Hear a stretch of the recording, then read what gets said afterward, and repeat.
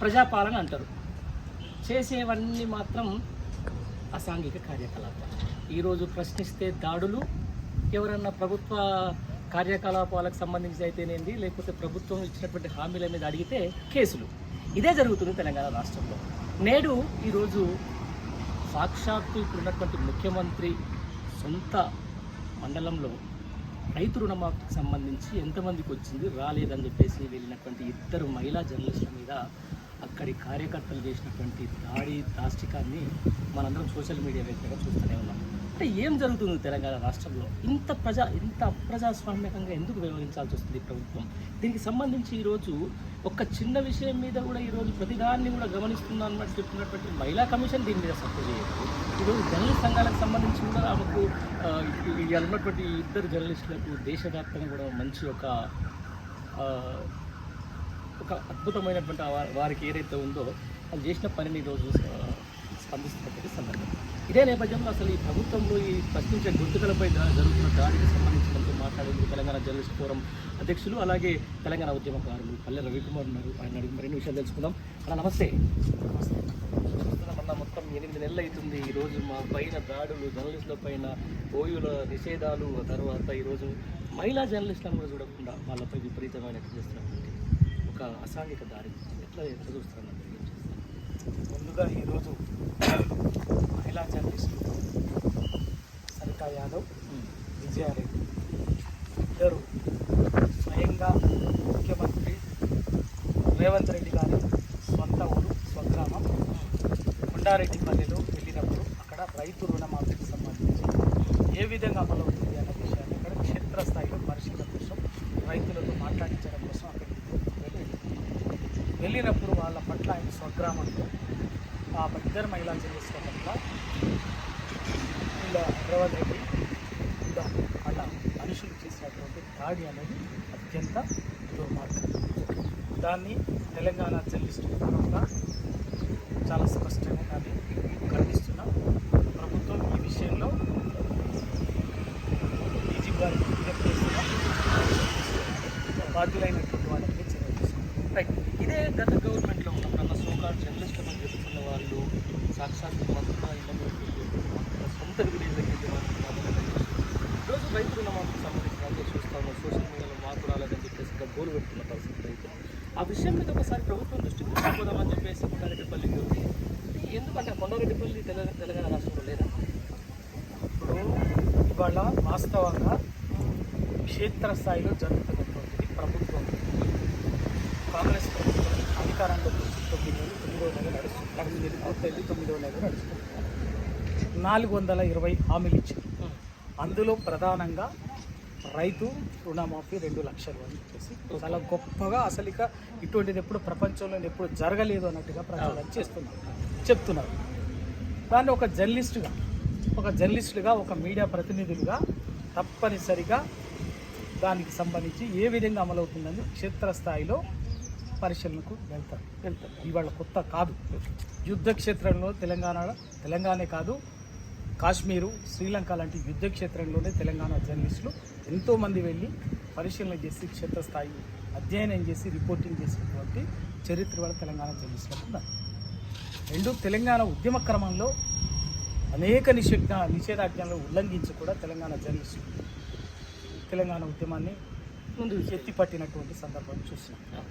అంతకంటే ముందు తెలంగాణ దాదాపు ఒక 3.5 దశాబ్దాల పాటు 1970 నుంచి 2005 వరకు ఒక కల్లోలిత ప్రాంతంలాగా నక్సల్స్ ఏరివేత పేరు మీద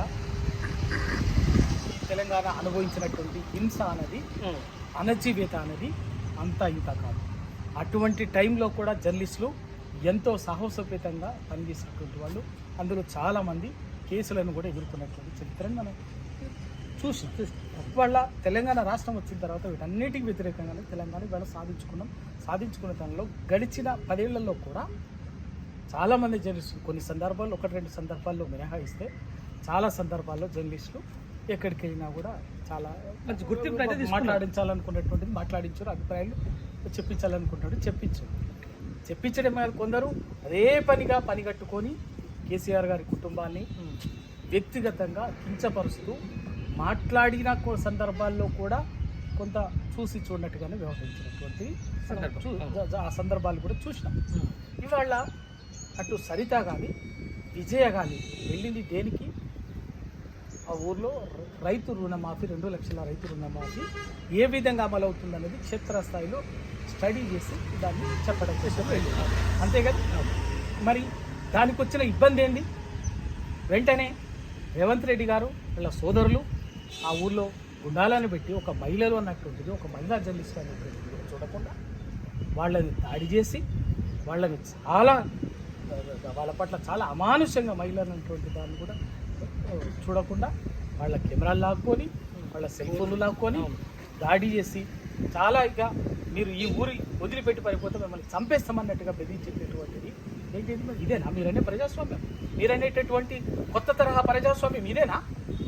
మీరు చెప్పినటువంటి ప్రజాపాలన ఇదేనా? ప్రజాపాలన ఇదే ఇందరమ్మ పాలన అంటే? 2 మహిళా జర్నలిస్టులు నీ ఊరికి వస్తే వాళ్ళని నిర్బంధించే వాళ్ళని అమానుష్యంగా వ్యవహరించడమేనా ఇందరమ్మ పాలన అంటే? ఒక్కసారి ముఖ్యమంత్రికి రేవంత్ రెడ్డి గారు ఇవాళ చాలా స్పష్టంగా చెప్తున్నాం. సరిగ్గా ఇదే తెలంగాణ గడ్డ మీద 80 సంవత్సరాల క్రితం 8 దశాబ్దాల క్రితం నీ కంట తాత, నీ తాత ముత్తాత లాంటి నిజాం రాక్షసుడైనటువంటి నిజాం సర్కారు వ్యతిరేకంగా, కాసిం రజ్వీకి రజాకారులకు వ్యతిరేకంగా ఈ తెలంగాణ గడ్డ మీద ఇమ్రోజ్ పత్రికను, అగ్నికరం అనేటటువంటి పత్రికను నడిపినటువంటి షోయబుల్లా ఖాన్ని కూడా ఆ రోజు నరికేసినటువంటి రోజు ఈరోజు ఇదే హైదరాబాద్లో బర్కత్పురాలో ఆయన కార్యాలయం నుంచి బయటకు వస్తుండే కానీ నువ్వు మాకు వ్యతిరేకంగా రాస్తామని అనుకుంటా. మరి అదే స్ఫూర్తిగా తీసుకున్నాడేమో ఈయన నయా నిజాం వారసులు, నయా రజాకారులు, ఈయన వారసులు వారసులు తీసుకున్నాం. అందుకే మళ్ళీ అది గుర్తు చేయడం కోసం ఇవాళ అదే రోజున ఎంచుకొని ఆ మహిళ 2 జర్నలిస్టుల మీద సొంత ఊళ్ళోనే ఆయన సొంత గడ్డ మీదనే దాడికి పూనుకున్నాడేమో, దాడికి పురికొల్పిండేమో. ఖచ్చితంగా అన్నిటికీ మూల్యం దీని మీద ఒక జర్నలిస్టులుగా తెలంగాణ ఉద్యమంలో సరిత ఎవరో కాదు, మామూలు కాదు. ఆ రోజు తెలంగాణ ఉద్యమంలో కూడా మీరు అరాచకంగా, అమానుష్యంగా తెలంగాణ ఉద్యమం మీద అత్యంత కిరాతకంగా వ్యవహరిస్తున్న రోజు కూడా ఒక మహిళా జర్నలిస్టుగా తెలంగాణ ఉద్యమంలో గొంతెత్తి ఇదే అసెంబ్లీని ముట్టడి కార్యక్రమంలో పరిగెత్తి అసెంబ్లీ గేట్లోకి చూసుకుంటే తిరిగిదనుకుంటున్నారా? మీ తాక్తా చప్పులకు భయపడుతుంది అనుకుంటున్నారా? బరాబర్ ఒక బీసీ బిడ్డ, ఒక తెలంగాణ ఉద్యమం నుంచి వచ్చినటువంటి సరిత, తెలంగాణ ఉద్యమం నుంచి ఎదిగి వచ్చినటువంటి ఒక జర్నలిస్ట్ బిడ్డ ఖచ్చితంగా మీ తాక్తా చప్పులకి భయపడదు. ఖచ్చితంగా మళ్ళీ ఇంకింత ధైర్యంగా నిలబడుతుంది. కొట్లాగా ఒక చాకలి ఐలమ్మ వారసురాలు. మీరు మానుకోకపోతే మీరు నయా రజాకార్ పాలన తీసుకురావాలని చూస్తున్నారు. నయా నిజాం రాచరికాన్ని వాళ్ళ పాదుకొల్పాలని చూస్తున్నారు. వాటన్నిటిని మీరు ముందు ప్రజలకు ఇచ్చినటువంటి 400 హామీల మీద దృష్టి పెట్టండి. వాటిని పరిష్కరించండి. వాటిని డైవర్ట్ చేయడం కోసము, వాటిని తప్పుదో పరిష్కరించే చేతగాక వాటిని డైవర్ట్ చేయడం కోసము మీరు ప్రజల మీద దాడి చేస్తామంటే మీరు చేయట్లేదని చెప్పేసి ప్రశ్నించేటటువంటి వాళ్ళ మీద దాడి చేస్తామంటే వాళ్ళ తెలంగాణ సమాజం ఏం కొట్టుపోయి లేదు, చైతన్యం లేక ఏం లేదు. కొంతకాలం సరే కొత్తగా ఏదో జరిగినటువంటి అధికార మార్పిడిలో అవకాశం వచ్చింది. 6 నెలలు అవకాశం ఇస్తే వీళ్ళు పరిపాలన సర్దిద్దుకుంటారు, చక్కబెట్టుకుంటారని చెప్పేసి వల్ల తెలంగాణలో సంపన్న వర్గాలు ఎదురు చూసినాం, అందరం ఎదురు చూసినాం. ఇటువంటి దాడులకు కొనుక్కుంటామంటే ఓపిక లేదు. ఈ సందర్భంగా నేను మహిళా కమిషన్, తెలంగాణ రాష్ట్ర మహిళా కమిషన్కి తెలంగాణ జర్నలిస్ట్ ఫోరం తరఫున విజ్ఞప్తి చేస్తున్నాను. ఆ మహిళా కమిషన్ చైర్పర్సన్ గారు దీన్ని 2 మహిళా జర్నలిస్టులు ఒక క్షేత్రస్థాయిలో పరిశీలన పోయినప్పుడు వాళ్ళ మీద దాడి చేసి అత్యంత అమానుషంగా వాళ్ళ పట్ల వ్యవహరించినారు. కాబట్టి మహిళా కమిషన్ దీన్ని సుమటోగా స్వీకరించి విచారణ చేపట్టాలని చెప్పి మహిళా కమిషన్కి నేను విజ్ఞప్తి చేస్తాను. రైట్ అన్న. దీంతో పాటు ఇప్పుడు ఏంటంటే ఈ సోషల్ మీడియా కొంచెం ఎక్కువ అవుతున్న క్రమంలో ఈ మెయిన్ స్ట్రీమ్ నుంచి చాలామంది జర్నలిస్ట్ ఇటు వస్తున్న క్రమంలో ఒక పార్టీ ముద్ర ఏదో ఒక సందర్భంలో మనం ఎవరితో ఒకరితో ఫోటో దిగుతాం. సరే చాలాసార్లు నడుస్తుంది జర్నలిస్ట్గా ఆ ఫోటో ఎక్కడి నుంచో తీసేసి ఇప్పుడు ఆ పార్టీకి కుక్క, ఈ పార్టీకి బాధ్యత చేసి వాళ్ళ ఫోటో ఇప్పుడు నేను ఒకటి అడుగుతున్నాను. ఓకే, ఒక జర్నలిస్టుగా మిగతా సమాజంలో మిగతా వర్గాలకు లేని ఒక వెసులుబాటు, అది సౌకర్యము, ఒక సందర్భాల్లో అదే సమస్య కూడా. ఆ వెసులుబాటు ఏంటంటే ప్రభుత్వంలో ఉన్నటువంటి పెద్దలతో ఈజీగా యాక్సెస్ అయ్యే అవకాశం జర్నలిస్టులకు ఉంటుంది. ఒక నాట్ ఓన్లీ ప్రభుత్వం, ఒక రాజకీయ సమాజంలోని ఒక ప్రముఖ స్థానాల్లో ఉన్నటువంటి వాళ్ళని ఈజీగా కలిసే అవకాశం, యాక్సెస్ చేసుకునేటటువంటి అవకాశం ఉండదు. అట్లనే జర్నలిస్టులుగా ఒక ముఖ్యమంత్రి, ఒక మంత్రి, లేకపోతే ప్రభుత్వంలో ఉన్నటువంటి పెద్ద మనుషులు, ఒక అధికారం కొత్తగా వచ్చినప్పుడు, ఒక కీలక స్థానాలకు వచ్చినప్పుడు సహజంగా కొందరు జర్నలిస్టులు వాళ్ళు వెళ్ళి వాళ్ళు కూర్చోబెట్టినటువంటి వాళ్ళ పట్ల గౌరవ భావాన్ని ప్రకటించడం కోసం వాళ్ళతో కలిసి ఓకే ఇవ్వటము, కలిసి ఫోటోలు ఇవ్వడం ఇస్తారు. అంత మాత్రాన పెయిడ్ ఆర్టిస్ట్. నేను అదే అనుకుంటే నేను అడుగుతున్నా, ఆ మాట చెప్పేటట్టు ఇవాళ రేవంత్ రెడ్డి గారు ముఖ్యమంత్రి కాగానే రేవంత్ రెడ్డి గారితో సహా రేవంత్ రెడ్డి గారి మంత్రివర్గంలో ఉన్నటువంటి ఒక 10 మంది మంత్రులు, 100 మంది జర్నలిస్టులు, మా అనామకులేం కాదు, 100 మంది జర్నలిస్టులు, 100 మంది కవులు, కళాకారులు అందరూ పోయి కలిసి ఓకే ఇచ్చి ఫోటో. అంటే వాళ్ళంతా రేవంత్ రెడ్డి గారి పెయిడ్ ఆర్టిస్ట్లా, పెయిడ్ వర్కర్సా? ఆ మాట మాట్లాడేటటువంటి వారికి బుద్ధి జ్ఞానం ఉండాలి. బాధ్యత లేనటువంటి సన్యాసులు మాత్రమే మాట్లాడతారు. సమాజం అంటే పట్టింపు లేనటువంటి వాళ్ళు మాట్లాడతారు. బాధ్యత లేనటువంటి వాడు ఎక్కడో కూర్చొని పెట్టు ముందు ఫస్ట్ ఆ మాట మాట్లాడేటటువంటి వాడి ఐడెంటిటీతో, వాడు ఎవడు తొత్తుగా పనిచేస్తున్నాడో వాడి కేర్ ఆఫ్ వాడి ఐడెంటిటీతో మాట్లాడమని చెప్తారు. అంతేగాని అనామకమైనటువంటి ఫేస్బుక్లు పెట్టి ఏదో పెట్టేసి దొంగ లెక్క ఎక్కడ దొంగ పేర్లతోటి, బోగస్ పేర్లతోటి, ఫేక్ అకౌంట్లతోటి పెట్టుడు కాదు. బుద్ధి జ్ఞానం ఉంటే అటువంటి పెదవులు వాళ్ళ స్వీయ అస్తిత్వంతో అటువంటి కామెంట్స్ పెట్టాలి, అటువంటి అభిప్రాయాన్ని వెల్లడించాలి. అంతేగాని దొంగ అకౌంట్లతో పెడితే వాళ్ళ అటువంటి మీరు ఏం సమాధానం చెప్పదలుచుకున్నారు సమాజానికి? నేను అడుగుతున్నా. అట్లా అనుకుంటే మీ దగ్గరికి వచ్చి కలిసి మీతో ఫోటో దిగేటటువంటి వాళ్ళు, మీకు బోకే ఇచ్చేటటువంటి వాళ్ళు, మీకు షావులో పెట్టేటటువంటి వాడు ప్రతి వాడు మీ పెయిడ్ ఆర్టిస్టేనా? అది సమాధానం చెప్పండి ఫస్ట్. దానికి సమాధానం చెప్పిన తర్వాత అప్పుడు ఇక్కడ మీకు సమాధానం దొరుకుతుంది. అంతేగాని పనికి మాలిన వాదనలు చేస్తే దానికి తప్పనిసరిగా తగిన విధంగా సమాధానం చెప్పేటటువంటి సందర్భం వస్తుంది, ఏమి ఉండదు. తెలంగాణ ఏం గొడ్డుబోలే. తెలంగాణ చైతన్యం అనేది మీరు నేర్పింది కాదు.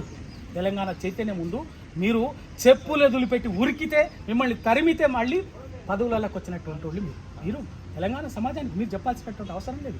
మీరు నీతులు చెప్పితే ఎవరు ఇవాళ అటువంటి కామెంట్లు పెట్టేటటువంటి వాళ్ళు ఎక్కడో గుంటూరులోనో అమెరికాలోనో కూర్చొని ఎవరి తొత్తులో మాకు తెలుసు, టైం వచ్చినప్పుడు ఆ జాతకాలు కూడా చెప్తాం. రైట్. తెలంగాణ జర్నలిస్ట్ ఫోరం నుంచి ఈరోజు జరిగిన ఈ అమానుష మహిళా జర్నలిస్టుల మీద దాడిని ఏ విధంగా ఫర్దర్గా ముందుకు తీసుకుంటారు? ఖచ్చితంగా తెలంగాణ సమాజం తెలంగాణకు అవసరం వచ్చినప్పుడల్లా, ఆ రోజు కూడా గడిచిన 4 సంవత్సరాల క్రితం కూడా తెలంగాణ జర్నలిస్ట్ ఫోరం వేదికగా తెలంగాణ సంబంధించిన అంశాల మీద ఖచ్చితంగా అనేక రూపాల్లో కార్యక్రమాలు చేస్తాం. రౌండ్ టేబుల్ సమావేశాలు నిర్వహించినాం, మళ్ళీ చేస్తున్నాం, ఉద్యమంలో చేసినాం, అన్నీ చేసినాం. మళ్ళీ ఇప్పుడు కూడా దాని అవసరం ఏర్పడిందంటే తప్పనిసరిగా అది క్రియాశీలకంగా నిర్మాణాత్మకంగా అది చేస్తుంది. తెలంగాణ సమాజాన్ని అవసరానికి ఎప్పుడు అవసరం వచ్చినా అది ఒక గొడుగులాగా, అది ఒక వేదికలాగా పనిచేస్తుంది. రైట్ సమస్య ఇది మొత్తానికి తెలంగాణ ఏదైతే అస్తిత్వం కోసం ఆ రోజు తెలంగాణ ఆత్మగౌరవం కోసం నిజాం మీద కొట్లాడినటువంటి షోయబుల్లా ఖాన్ చనిపోయిన రోజునే ఈరోజు మహిళా జర్నలిస్టులపై దాడి చేయడం అనేది నిజంగా ఆ నైజాం ప్రభుత్వాన్ని మించిన ప్రభుత్వంగా ఈరోజు ఈ రేవంత్ రెడ్డి ప్రభుత్వాన్ని కూడా పల్లె రవికుమార్ గారు అభివర్ణిస్తున్నటువంటి మాట. రానున్న రోజుల్లో ఖచ్చితంగా ఈ యొక్క అంశాన్ని, మహిళా జర్నలిస్టులపై జరిగిన దాడిన అంశాన్ని మాత్రం ఖచ్చితంగా సీరియస్గా తీసుకోబోతున్నాం. ఖచ్చితంగా ఈ ప్రభుత్వం ఫైట్ చేస్తామని కూడా చెప్తున్నారు.